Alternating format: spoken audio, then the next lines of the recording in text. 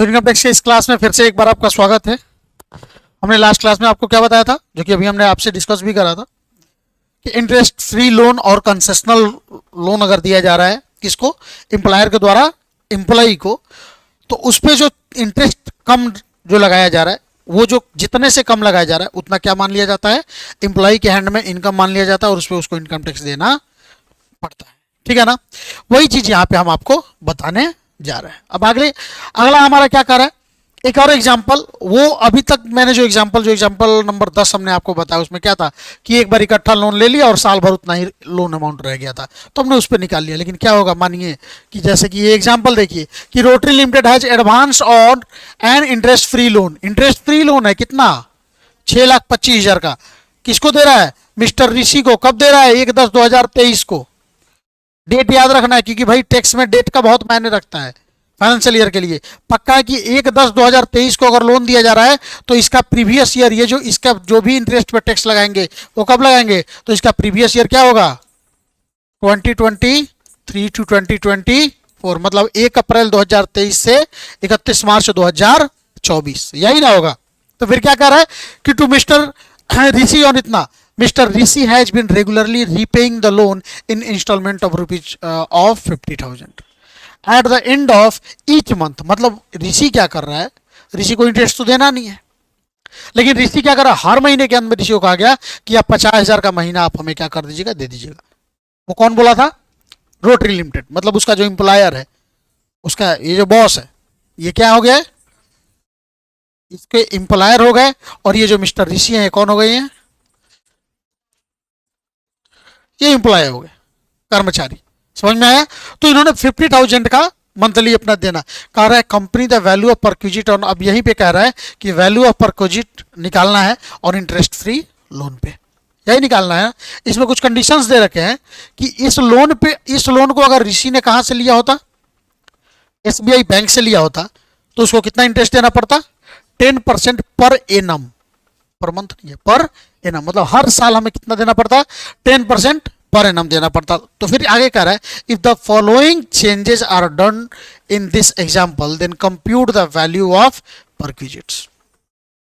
अब अलग अलग कंडीशंस दे रखे हैं और अलग अलग कंडीशंस के लिए हमें क्या करना है, परक्विजिट्स कैलकुलेट करना है। तो क्या कर रहा है, पहला क्या कर रहा है कि mister Rishi pay instalment on first day of next month instead of the end of the month. मतलब ऋषि क्या कर रहे हैं कि जैसे इस महीने लोन लिया गया है, कब, 1/10/2023 को, तो जो लोन चुका रहे हैं वो कब चुका रहे हैं, फिर अगला चुकाएंगे 1/11/2023 को।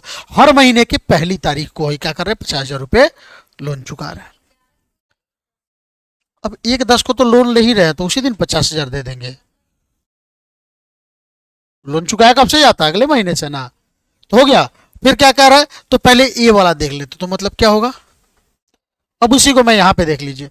तो पहला condition, mister Rishi pay instalment on last day of every month. पहले हम क्या मान लिया है कि अगर last day of every month मान लिया गया, रुक जाइए, ये कहाँ है, अच्छा इसका पहला कंडीशन छूट गया है। एग्जाम्पल, नहीं नहीं, ये जो है ना, एक और है। अच्छा चलिए कोई बात नहीं। तो मैं एक में पहला क्वेश्चन में हम क्या मान लेते, अच्छा सुनिए ना, पहले अगर दो इसके अलावा मान रहे हैं, अगर लोन जनरली कब चुकाया जाता है, मंथ के एंड में, तो अगर मंथ के एंड में मान के चलिए, तो उसका सोचिएगा लोन कब लिया है वो, 1/10/2023, है ना। तो मतलब इसमें कौन कौन सा महीना आ रहा है, 11/2023, 12/2023, 1/1/2024, 1/2/2024 और एक, क्या ही होगा ना। लोन का अमाउंट कितना हजार बताइए, जो था हमारा कितना, 6,25,000 था। अब देखिए यहाँ पे इस चीज को समझिए, 6,25,000 यहाँ पे, 6,25,000 यहाँ पे, 6 लाख ना, एक काम करिए, ज्यादा हो जा रहा है। तो अगर मैं महीने के अंत में चुका रहा हूं तो मतलब अक्टूबर के अंत में भी चुकाना पड़ेगा। कितना चुका रहा हूं? 50,000। कितना लोन बच जाएगा अब बताइए? तो 6,25,000 में से 50,000 चला गया, कितना हो गया? 5,75,000। इसमें से 50,000 घटाएंगे, कितना हो जाएगा?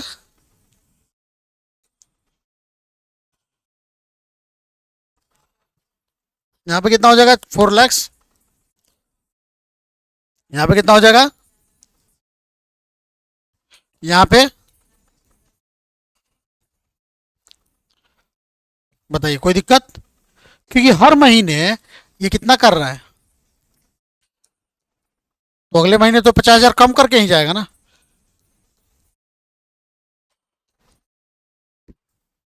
बताइए, यहां तक कोई दिक्कत?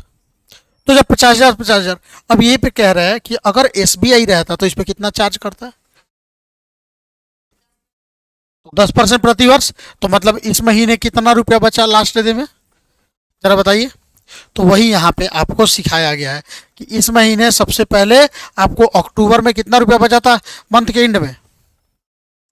तो अक्टूबर के मंथ एंड में इतना ही ना बचा था, ये वाला घटाने के बाद 5,75,000 चुकाएंगे तो यही बचेगा। यहाँ पे कितना बचेगा? 5,25,000, 4,75,000, 4,25,000 यहाँ पे 3,75,000 और यहाँ पे 3,00,000। अब इस पे 10% निकाल लेंगे सब पे। तो लेकिन 10% नहीं, तो एक काम किया जाता है इसका, अब सबका अलग अलग 10% हर महीने का निकालिएगा ना, उससे बढ़िया जानते हैं क्या होता है? इसका टोटल निकाल दीजिए, कितना आ रहा है। और इसको क्या किया जाता है पता है कैसे इंटरेस्ट निकाला जाता है? Interest is equal to multiply rate कितना है और कितने महीने का हम निकाल रहे हैं। अब देखिए, सबका एक एक महीना निकालते हैं ना, तो पूरा कितना हो जाता है, इसीलिए सबका एक एक महीना से ही हम सीधे क्या कर देंगे, 1/12 कर देंगे सीधे। जब पूरा जोड़ के चलते हैं ना, तो कितना निकालते हैं? 1/12। क्या 6 मंथ के लिए? तो क्या ये भी सब तो हर महीना कम होते जा रहा है ना, तो इसीलिए हमने क्या, ये प्रोडक्ट मेथड, इसको क्या क्या कहते हैं, प्रोडक्ट मेथड। तो आप क्या करते हैं, सब में से यही ना करते, 5,75,000 मल्टीप्लाई 10/100 मल्टीप्लाई 1/12 करते ना हर महीने का। सॉरी, इसमें कितना निकालते हैं, इस पे निकालते हैं आप 1 2 3 4 5 6 महीने का, इस पे 5 महीने का, इस पे 4 महीने का, इस पे 3 महीने का, इस पे 2 महीने का, इस पे 1 महीने। तो उससे बेहतर है कि सीधे 1 महीने का निकाल दीजिए। तो वही यहाँ पे 1/, ये रूल कहलाता है, ठीक है ना। तो आपका टोटल कितना आ रहा है इंटरेस्ट, जरा बताइए? 22,500 रुपीज 22,500।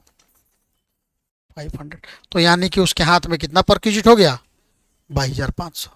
लेकिन कंडीशन चेंज कर रहा है यहाँ पे, कह रहा है कि मान के चलिए हमने जो सेम हर मंथ में हमने जो 50,000 पे किया है, अब एक एग्जांपल ये मानकर चलिए कि उसने क्या कर दिया, उस महीने पे ना करके अगले महीने से पे करना शुरू किया, फर्स्ट डे से। सोच कर देखिए, तो तुरंत क्या हो जाएगा इसका, तो जरा बताइए। तो हमारे पास कौन कौन सा महीना है, अक्टूबर 23, नवंबर 23, दिसंबर, जैन 24, फेब 24, मार्च 24। अक्टूबर में क्या वो पेमेंट करेगा? अगर हर महीने के पहले दिन में दे रहा है, तो पहले दिन में तो अक्टूबर में लिया ही है, तो दे कहाँ से देगा? तो अगले, तो यानी कि अक्टूबर में हमारा लोन कितना रह जाएगा, जरा बताइए। लोन 6,25,000। लेकिन यहाँ पे कितना हो जाएगा हमारा, 5,75,000। यहाँ पे कितना हो जाएगा, यहाँ पे कितना हो जाएगा,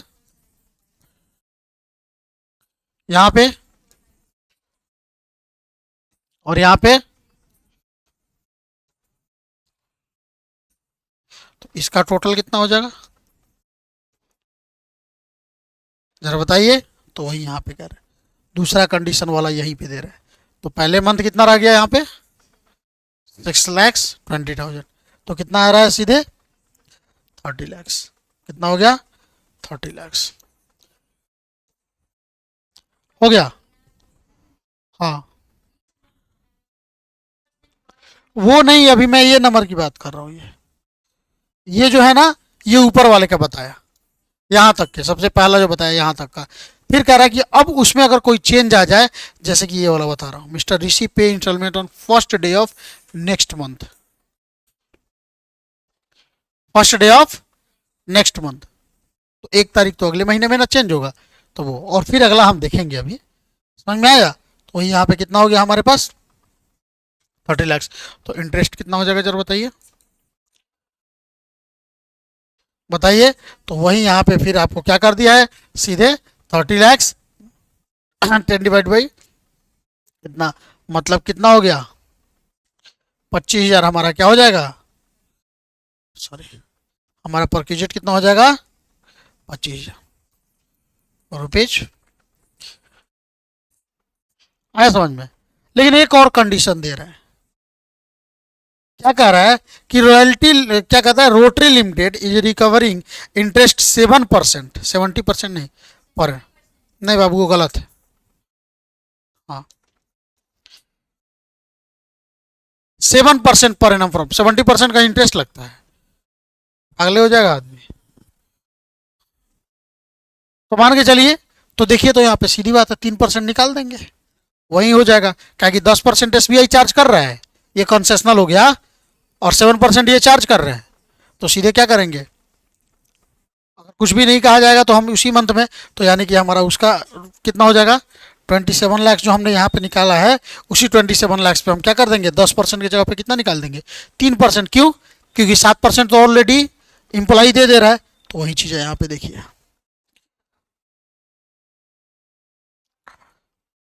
देखिए हो जाएगा। तो भाई 3,25,000 में से हटा देंगे, तो आप देखिएगा ना, तो ये ऑटोमेटिक ये इतना ही आएगा।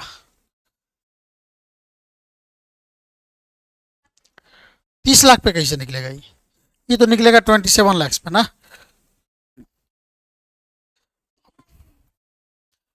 3 लाख पे कैसे निकाल देगा, वो अलग क्वेश्चन है ना, ये काहे नहीं देख रही है, ऊपर वाला क्वेश्चन है। यहाँ तो ये आप नीचे,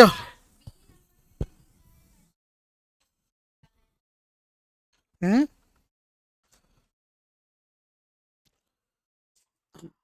अच्छा इसको क्या किया, इंटरेस्ट ऑन 30 लाख।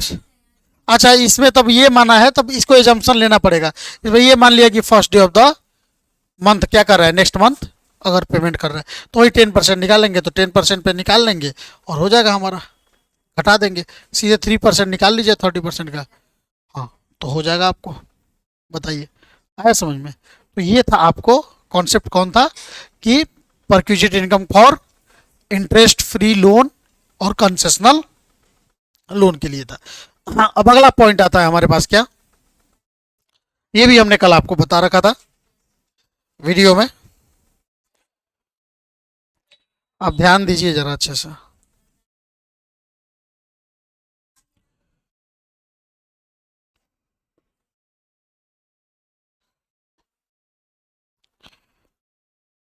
आया समझ में यहाँ। तो ये हमने बता रखा है। अब चलते हैं हम सीधे नेक्स्ट पॉइंट। अब देखिएगा, यदि कोई एम्प्लॉयर अपने एम्प्लॉई को क्या दे रहा है भाई, फ्री मील या नॉन अल्कोहलिक बिहेवरेज, मतलब पीने वाला। तो यदि कोई एम्प्लॉयर अपने एम्प्लॉय को क्या दे रहा है, फ्री मील दे रहा है, फ्री में खाना दे रहा है, या कुछ पीने का जो भी फैसिलिटी दे रहा है, भाई आप ऑफिस आ रहे हैं तो आप पीजिए। तो उस केस में क्या होगा, तो पहला चीज कि अगर वो टी या स्नैक्स अगर ऑफिस के दौरान देता है, जैसे ऑफिस में बैठे हैं तो चलता रहता है ना भाई, तो उसके लिए कोई परक्यूजिट नहीं होगा, नील अमाउंट, उसके लिए कोई परक्यूजिट नहीं होगा। वो ऐसे इंटरेस्ट, वो ये नहीं कि भाई आप आज 4 कप चाय पिए तो इस पर इंटरेस्ट मतलब इनकम टैक्स लगेगा, ऐसा नहीं होगा, पहला। दूसरा कह रहा है free meal and non alcoholic beverage are provided during office hour. In remote area और ऑफशोर प्लेस, मतलब एक ऐसे इलाके में दिया जा रहा है जहां पे बाहर जाकर खाने पीने की सुविधा उपलब्ध नहीं है, और वहां पे इंप्लाई काम कर रहा है, और वहां पे अगर इंप्लायर क्या कर रहा है, उसको ये सुविधा दे रहा है, तो वहां भी कोई आपको इनकम टैक्स में चार्जेबल नहीं है। लेकिन कह रहा है कि अगर फ्री मील या नॉन अल्कोहलिक बिहेवरेज अगर provide during office our at a place of work, मतलब एक ऐसे जैसे मोतिहारी में यहाँ तो खाने पीने की सुविधा है, यहाँ पे एक एम्प्लॉई एक एम्प्लॉयर के पास काम कर रहा है, हमारे पास कोई लड़का काम कर रहा है और हम उसको खाने का फैसिलिटी प्रोवाइड कर रहे हैं, तो वहां पर यह कहा गया कि आपके 50 रुपये तक आपको फ्री रहेगा। मतलब एम्प्लॉयर आपको वो खाना खिला रहा है जिस एक टिफिन का मूल्य कितना है, 50 रुपये एक दिन में पर डे। अब वो चाहे उसमें 3 बार खिलाए चाहे 4 बार खिलाए, तब तक तो माफ है। लेकिन जैसे 50 रुपये से ऊपर जाइएगा ना, तो जितना ऊपर आप जाइएगा तो वो जो एक्सेस वैल्यू है वो क्या हो जाएगा, टैक्सेबल। तो जैसे एम्प्लॉयर एम्प्लॉई को जो खाना दे रहा है उसका रेट पड़ रहा है कितना, रुपीज 70, तो इसमें से हम कितना रुपीज घटा देंगे, 50, कितना बच जाएगा, रुपीज 20, ये उसके हाथ में क्या हो जाएगा, टैक्सेबल हो जाएगा। समझ में आया। और एक और क्या कर रहे हैं यहाँ पे, वही if free meal provided during office hour at a place of work throughout non transferable paid voucher, या मान के चलिए कोई वाउचर दिया जा रहा है जैसे ऑफिस आवर के बीच में कि आपके पास वाउचर दिया गया कि इस वाउचर से आप खाना खा सकते हैं, तो अगर 50 रुपए तक है तब तो ठीक है, तो इसमें बस 50 रुपए याद रखना है खाने पीने के केस में। 50 रुपए से ऊपर जाएगा तो क्या हो जाएगा, वो टैक्सेबल हो जाएगा। इन एनी अदर केस, इसके अलावा किसी भी केस में, मतलब ऑफिस आवर के अलावा किसी भी केस में यदि कोई भी खाने पीने पे एक्सपेंडिचर खर्च कर रहा है, कौन, एम्प्लॉयर। मानिए हम घूमने गए, उस पर एम्प्लॉयर क्या कर रहा है, यहाँ पे पैसे दे रहा है हमको खाने पीने के लिए, तो एम्प्लॉयर जो भी खर्च कर रहा है ना वो सारा मेरे हाथ में क्या होगा, टैक्सेबल होगा। हाँ मान के चलिए एम्प्लॉयर ने मेरे ऊपर 2500 रुपये खर्च कर दिए, लेकिन उसमें से हमने क्या कर दिया, 500 रुपये उसको दे दिया, तो मेरे हाथ में कितना टैक्सेबल होगा, 2000 रुपया टैक्सेबल हो जाएगा। ठीक है, कोई दिक्कत यहाँ नहीं ना। अब आता है value of any gift voucher और टोकन। मानिए एम्प्लॉयर हमारे बर्थडे पे, शादी के फंक्शन पे या किसी भी फंक्शन पे या ऐसे ही कोई गिफ्ट दे रहा है, तो उसके बारे में बात हो रहा है कि क्या वो एम्प्लॉई के हाथ में टैक्सेबल होगा कि नहीं होगा। तो देखिए कोई भी एम्प्लॉयर एम्प्लॉई को या तो देगा कैश और नहीं तो अदर देन कैश, कुछ भी लाके दे दिया, लैपटॉप लाके दे दिया हमको, साइकिल दे दिया, बाइक दे दिया, कुछ भी दे दिया। तो याद रखिएगा अगर कोई कैश दे रहा है तो 0 रुपया से ऊपर जितना रुपया का वो गिफ्ट देगा सब टैक्सेबल होगा। मतलब इवन 1 रुपया अगर गिफ्ट दे रहा है ना मुझे एम्प्लॉयर एम्प्लॉई के नाते से, तो वो टैक्सेबल होगा। लेकिन अगर वही गिफ्ट हमारा किस में हो जाए, सामान के रूप में, जैसे इन्वर्टर ला के दे दे, इन्वर्टर का प्राइस कितना है भाई, तो मान के चलिए 30,000 है, इन्वर्टर का प्राइस कितना है, 30,000 है, तो उसमें से हम कितना रुपया तक माफ कर देते हैं, 5,000 तक।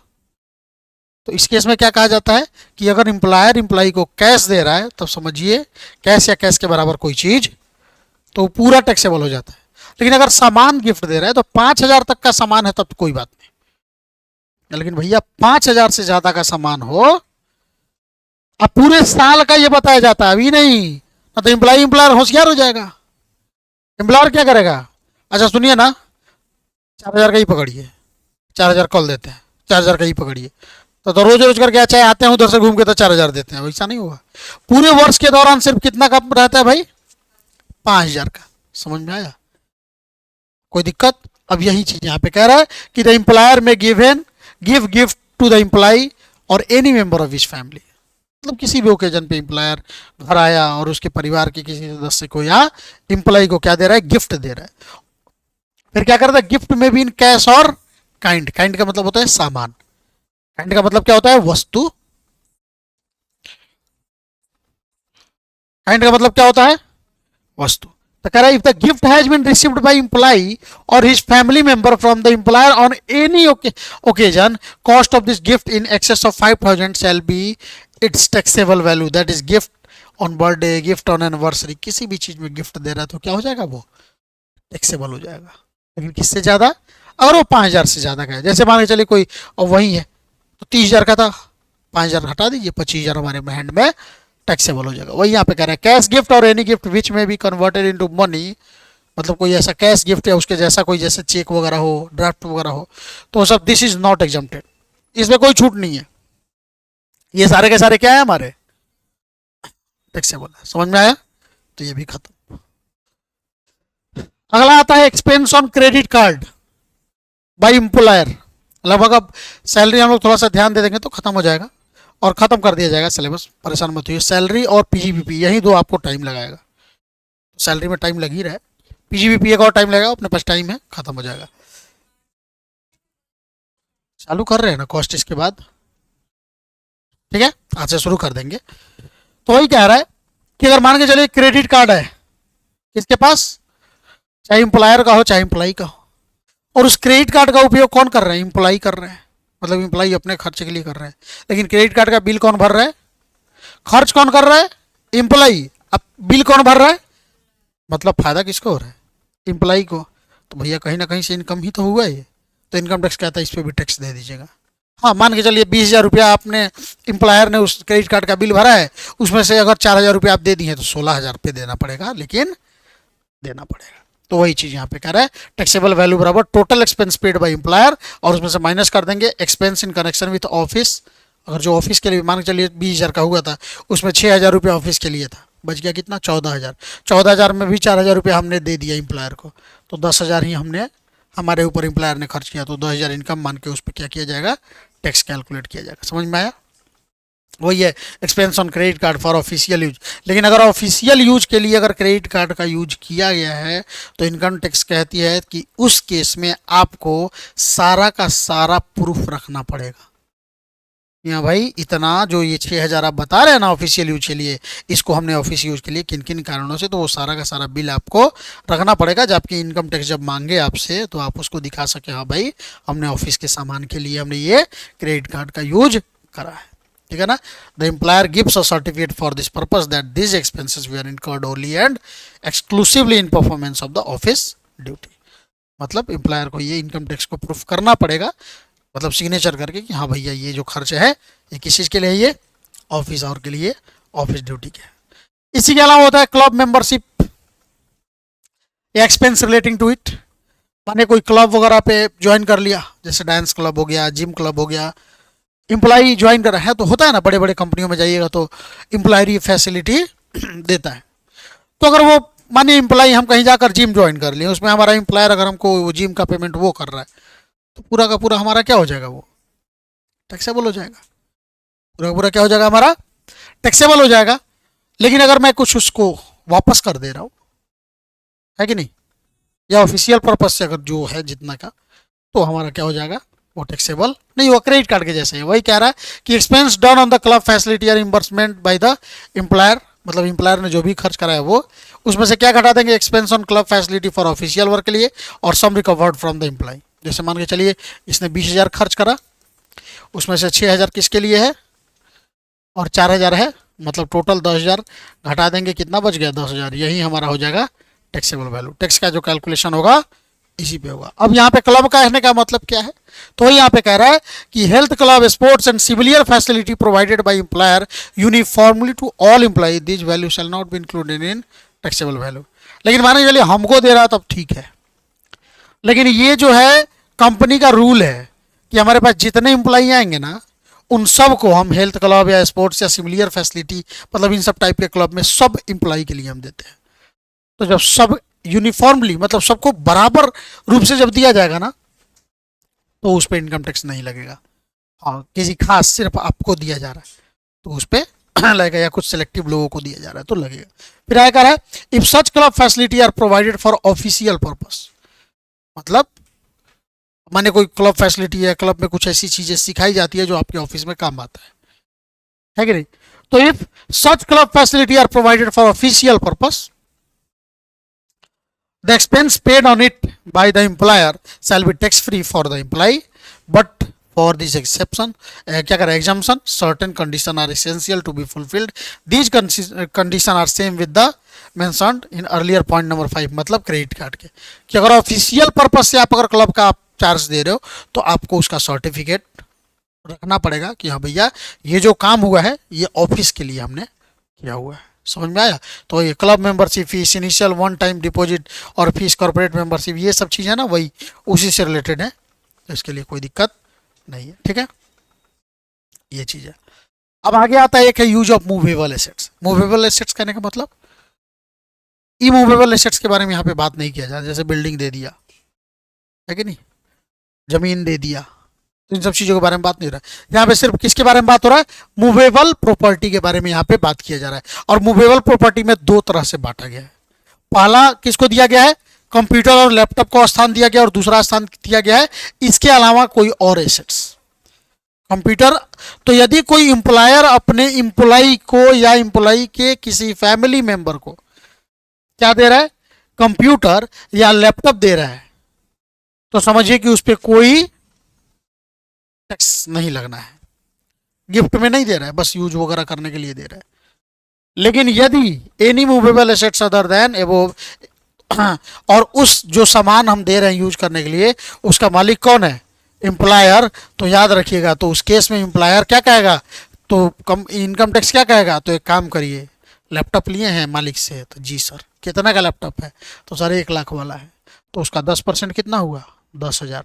मतलब 10,000 सालाना, 10,000 का सालाना आपका इनकम माना जाएगा और उस इनकम पे आपको टैक्स देना पड़ेगा, वही 10% per annum of the cost of assets. लेकिन यदि एम्प्लॉयर उसको कहीं से रेंट पे लिया हुआ है तो वही है, तो जितना रेंट लगता है ये क्या हो गया? रेंट फ्री अकोमोडेशन में जो रूल है उसी जैसा हो गया फर्निश्ड वाला, कि अगर सामान है तो सामान का 10% और अगर रेंटेड है तो रेंट जितना दे रहा है उतना दे दीजिए, वही आपको इनकम मान लिया जाएगा। तो वही कह रहा है, if the employ is paying any amount in respect of movable assets the amount paid by the employ, मतलब मान के चलिए कि 10% का है, 10,000 बोला गया था कि आपको इनकम मान जाएगा, लेकिन एम्प्लॉय बोलेगा सर 3,000 का महीनों 3,000 ले लेते हैं साल में, वो काट लेते हैं इसके लिए, तो इनकम टैक्स क्या कहेगी? तब 7,000 दीजिएगा। समझ में आया? अगला क्या कह रहा है? अब ट्रांसफर ऑफ मूवेबल, ट्रांसफर कहना मतलब ओनरशिप ट्रांसफर, मालिक बना देना। ट्रांसफर का मतलब क्या हो गया? मालिक बना देना। मालिक बना देना मतलब कि हाँ वहां पे लैपटॉप एंड कंप्यूटर चाहे कोई भी सामान उनको उपयोग करने के लिए दिया गया था, यहाँ पे कि भाई उपयोग कर लीजिए, जब जरूरत होगा हम आपसे मांग लेंगे। यहाँ पे एम्प्लॉयर एम्प्लॉय को क्या कर रहा है? सामान दे रहा है, उपयोग करने के लिए नहीं, हमेशा के लिए मालिक बना दे रहा है। तो उस केस में 3 चीजों में बांटा गया है। पहला बांटा गया है कि कंप्यूटर एंड कोई भी इलेक्ट्रॉनिक आइटम, दूसरा अगर मोटर कार है, और तीसरा अगर इन दोनों के अलावा इसके अलावा कोई मूवेबल एसेट्स है, जैसे बेड दे दिया, टेबल दे दिया, है कि नहीं, किचन का चिमनी दे दिया, ऐसे बहुत सारे एसेट्स हो सकते हैं जो मूवेबल है। तो यदि कंप्यूटर एंड इलेक्ट्रॉनिक्स, एक चीज याद रखिएगा, डेप्रिसिएशन याद है ना, तो डेप्रिसिएशन के बारे में इतना ध्यान रखिएगा कि इनकम टैक्स में जब डेप्रिसिएशन की बातें होती है तो होती हैं WDV, written down value method. जानते हैं रिटेन डाउन वैल्यू का मतलब क्या होता है?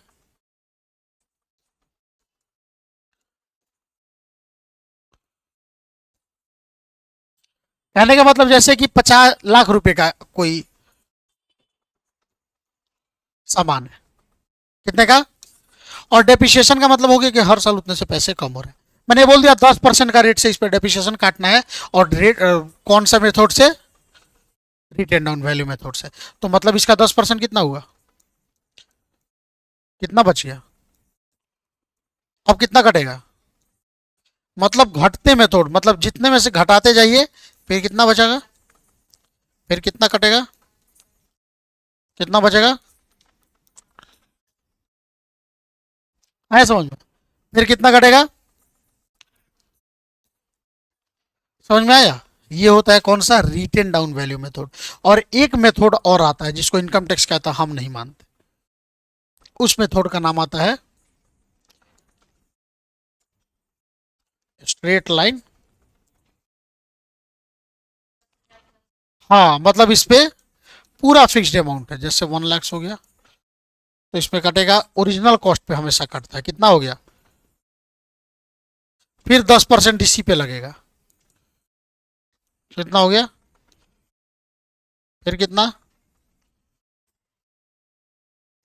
मतलब इसका जो है हर साल बराबर कटना है। तो इनकम टैक्स कहती है भैया, हम इसको नहीं मानते, हम सिर्फ किसको मानते हैं, हम इसको मानते हैं।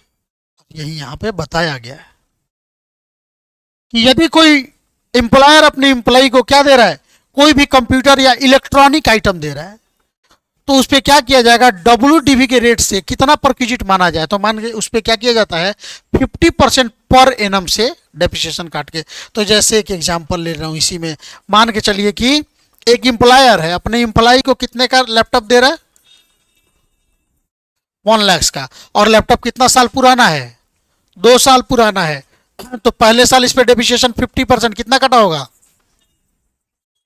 कितना बच गया, अब फिर 50% कितना, मतलब 2 साल का डेप्रिसिएशन काटने के बाद कितना बच गया, मतलब इम्प्लाई के हैंड में परक्यूजिट वैल्यू कितना हो जाएगा, और इसी पे उसको टैक्स देना पड़ेगा। मतलब इनकम जब कैलकुलेट करेंगे तो इसको उसमें क्या कर देंगे, ऐड कर देंगे। ये सारे नियम याद करिएगा तभी जाके सैलरी कंप्लीट होगा, क्योंकि बाद में जाके सैलरी इनकम अभी कैलकुलेट करना, अभी तो एक एक चीज़ बताया जा रहा है, अब क्वेश्चन में ऐसा आएगा तो आपको निकाल देना है, ठीक है। लेकिन अगर उसके अलावा मान के चलिए अगर कोई मोटर कार है, अगर कोई मोटर कार है तो उस केस में ये जो 50% है ना, सब कुछ वही रहेगा, बस वो कितना हो जाएगा, 20%। मतलब मान के चलिए कि अगर हमारा क्या हो गया, 10 लाख का हो गया, तो उसमें से क्या होगा, 20%, मतलब कितना हो जाए, 2 लाख, कितना हो जाएगा, 8 लाख। फिर अब 8 लाख का कितना हो जाएगा 20%, 1,60,000, कितना हो जाएगा, 6 लाख। क्या बात कर रही, नहीं दिख रहा है, तो कितना आ गया, 6,40,000। बताइए आया समझ में, तो ये चीज वही यहाँ पे कह रहा है। लेकिन तीसरा कह रहा है इसके अलावा कोई अगर मूवेबल एसेट्स, कार के, कंप्यूटर के, या कोई भी इलेक्ट्रॉनिक आइटम के अलावा अगर कोई मूवेबल एसेट्स दिया जा रहा है, लाइक बेड वगैरह जो मैंने एग्जांपल दिया, तो उस पर हम सिर्फ कितना काटेंगे, 10%। और वो 10% किस मेथड से होगा, हाँ, किस मेथड से होगा, ठीक है। और स्ट्रेट लाइन क्या होता है ये भी मैंने आपको बता दिया। तो बताइए इसमें भी कोई दिक्कत नहीं ना। अब अगला पॉइंट क्या कह रहा है भाई, अब देखिए इलेक्ट्रॉनिक आइटम में क्या क्या हो सकता है। Electric appliances includes data storage, hard disk, computer, digital diaries and printers.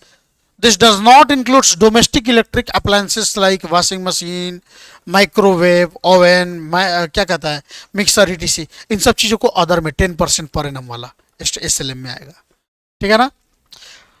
The above chart point number 3, other assets includes those assets which are additional from point number 1। मतलब जैसे फ्रिज, वीडियो, कैमरा, ईटीसी सब क्या होता है, other में चला जाता है, ये नहीं कि उसको हम उसी में, ठीक है। तो मतलब कंप्यूटर रिलेटेड आइटम, मतलब जिसको कहीं ना कहीं ऑफिशियल यूज होता है, तो उस पर ही हम क्या मानेंगे, इलेक्ट्रॉनिक आइटम मानेंगे, ठीक है। If the employer is paying any amount in respect of, मतलब उल्टा में कोई अमाउंट अगर पे कर रहे हैं तो उसको हम क्या कर देंगे, घटा देंगे। जैसे मान के चलिए यहाँ पे कितना था, 25,000 आया था ना इसमें, मैंने इम्प्लाई बोला सर हम इसमें 15,000 दे दिए हैं, तो परक्यूजिट वैल्यू कितना हो जाएगा, 10,000। समझ में आया, आपको कंप्यूटर वाला क्लास वाला मार और के नहीं ना भेजता है, हाँ मतलब यहाँ पे आने के बाद खाली सोचती रहती है कि बदला कैसे लेना है, एकदम शांत। मतलब ऐसा नहीं होता है कि जबरदस्ती घर वालों ने सत्यनारायण भगवान के कथा में बैठो बैठा दिया, वैसे मतलब सब कोई बोलता है ऐसे ही, कल को बोले ही क्या सर समझ में नहीं आ रहा है, वो तो हमको ही पता देख रही हो, वही तो हम देख रहे हैं कि सिर्फ देख रही हो कल, ठीक है। ट्रीटमेंट एनी अदर इसके अलावा कोई भी बेनिफिट अगर एम्प्लॉयर अपने एम्प्लॉय को दे रहा है तो समझिए कि जो भी खर्च लगेगा उसके ऊपर, उन खर्चों को हम परक्विजिट्स मान लेते हैं। बस यही चीज़ है। अब जो होगा, मैं आपको अगला जो पढ़ाने वाला हूँ point, that is motor car facility. क्या पढ़ाने वाला हूँ? Motor car facility. अब ये मोटर कार अलग अलग का होगा, एक होगा एम्प्लॉयर का होगा, एक होगा एम्प्लॉय का होगा, एक होगा मान के चलिए रेंट पे लिया गया होगा, एक होगा जिसमें ड्राइवर प्रोवाइड किया जाएगा, एक में होगा ड्राइवर प्रोवाइड नहीं किया जाएगा, उसमें होगा। एक में होगा कुछ ऑफिशियल पर्पस के लिए, कुछ होगा एम्प्लॉय के लिए, कुछ होगा ऑफिशियल के लिए भी, एम्प्लॉय के लिए भी। तो इसमें करके बहुत बड़ा चार्ट होगा, देखिए ना। अभी मत देखिए, पलटिए, अभी क्या घबरा रही हैं आप? ये सब वही है, बहुत कंफ्यूजिंग है, लेकिन आप परेशान मत होइए, हम आपको इस चार्ट से बेहतर चार्ट आपको देंगे। तो जो हम चार्ट देंगे उससे हम समझा देंगे, और तब ये पढ़िएगा ना जो चार्ट आपकी बुक में दिया हुआ है, तो आपको समझ में आ जाएगा। तो चलिए नेक्स्ट वीडियो का वेट करिए लोग, बाकी लोग रिवीजन के पॉइंट ऑफ व्यू से आप लोग ये सब देख सकते हैं, ठीक है? रहने दे फिर।